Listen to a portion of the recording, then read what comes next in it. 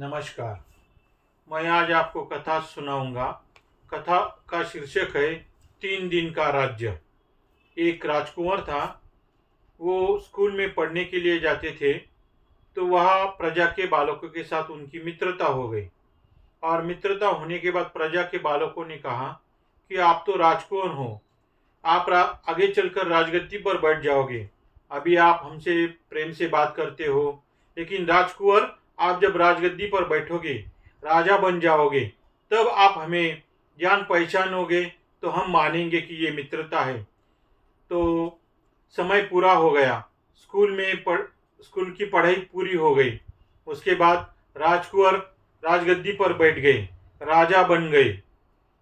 राजा बनने के बाद राजा को उस मित्र की बात याद आ गई। मित्र ने कहा था कि तुम राजा बनने के बाद हमें पहचानोगे तो हम आपको मानेंगे।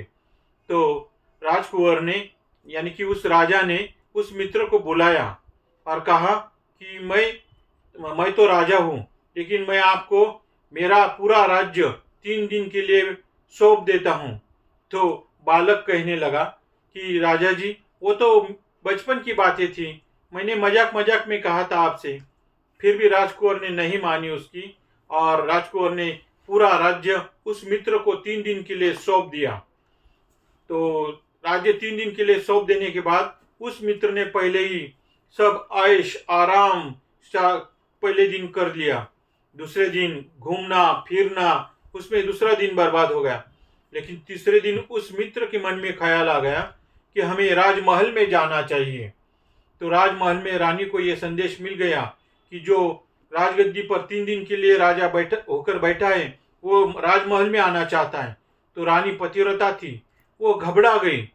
घबराने के बाद उसने ब्राह्मण से पूछा कि अब मैं क्या करूं? वो जो 3 दिन के लिए राजा बन बैठा है, वो राजमहल में मेरे पास आना चाहता है। तो ब्राह्मण ने कहा, रानी जी, आप चिंता मत करो। चिंता से घटे चतुराई, दुख से घटे शरीर, कहे गए दास कबीर। तो ब्राह्मण ने राजा के पास जाकर कहा कि आपको राजमहल में जाना है। तो राजा ने कहा, हाँ, मुझे राजमहल में रानी के पास जाना है। तो ब्राह्मण ने कहा कि आपको राजाओं की तरह राजमहल में जाना होगा, तो उसके लिए आपको श्रृंगार करना होगा। तो ब्राह्मण ने नाई को बुलाया हजामत करने के लिए। तो नाई ने राजा की हजामत शुरू कर दी। तो 3 घंटे उसमें लगा दिए। तो राजा कह रहा था उस नाई को, अरे तू इतना देर क्यों लगा रहा है? तो नाई ने कहा, ये राजाओं की हजामत है, सामान्य व्यक्ति की हजामत थोड़ी है, इसलिए टाइम तो लगेगा ही, समय तो लगेगा ही। ऐसा करते करते उसने 3-4 घंटे बिता दिए। फिर बाद में उसके लिए, राजा के लिए ऊंचा पोशाक आया। पोशाक वाले ने भी 2-3 घंटे पोशाक पहनाने में, साज इत्र मारने में, और फूल वगैरह सब उसके लिए, मतलब जो श्रृंगार करना चाहिए था उसके लिए समय बिता दिया। ऐसे करते करते उन्होंने सुबह कर दी, और वो दिन था तीसरा दिन। सुबह होते होते हुए जब हुई, तब वो राज्य पहले राजा को मिल गया। तो इस राजा ने दूसरे मित्र को बुलाया और कहा कि ये राज्य पूरा तुम्हारा है।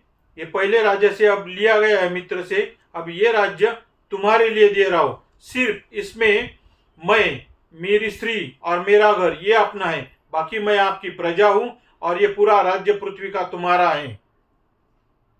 तो उस मित्र ने मीटिंग बुलाई मंत्रियों की, यानी कि मीटिंग बुलाकर उस 10 अधिकारियों से कहा कि हमारे राज्य में कहाँ कहाँ क्या क्या कमी है, उसे जरा खोज कर मुझे इमरजेंसी बता देना।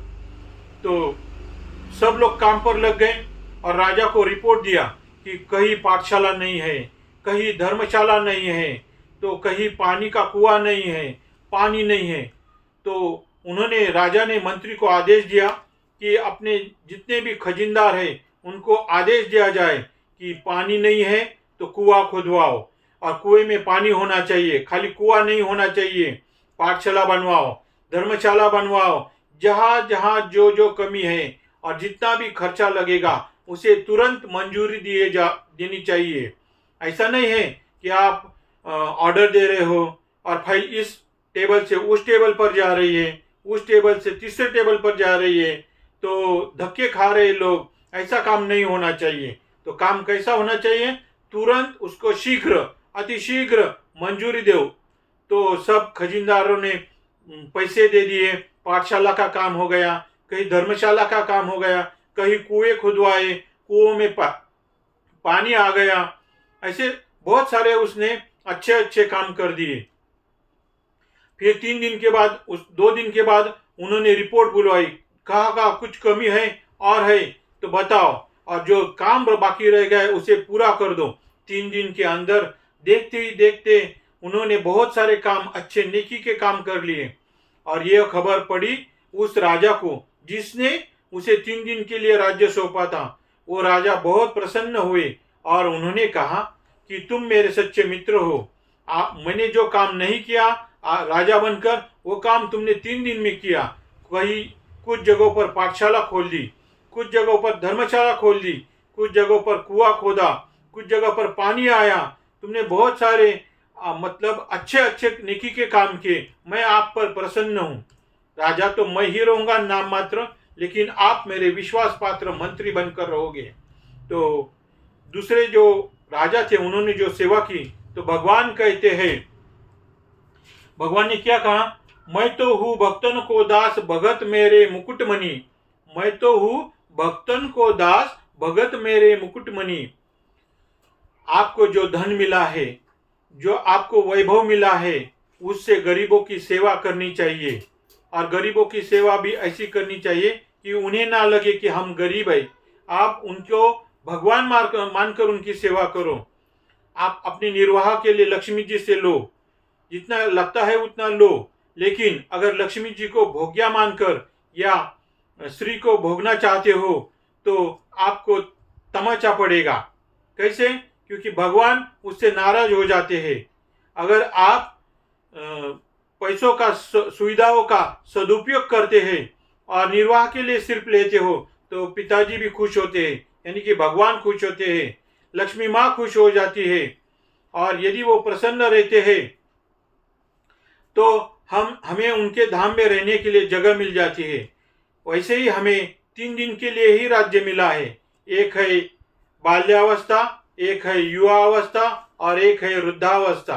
ये 3 दिन के लिए ही हमें भगवान से राज्य मिला है। और भगवान से राज्य मिलने के बाद इसका हम सदुपयोग अगर करते हैं तो भगवान हम पर प्रसन्न रहेंगे। इस मनुष्य शरीर का अगर हम सदुपयोग करेंगे तो भगवान प्रसन्न रहेंगे। अगर हम इसका दुरुपयोग करने लगे तो हमारी उसी राजा की तरह हजामत हो जाएगी। तो आपको तय करना है कि आपको हजामत करवानी है या भगवान विष्णु के धाम में सदा सदा के लिए रहना है। धन्यवाद। यह थी 3 दिन का राज्य की कथा। 3 दिन का राज्य की कथा। धन्यवाद।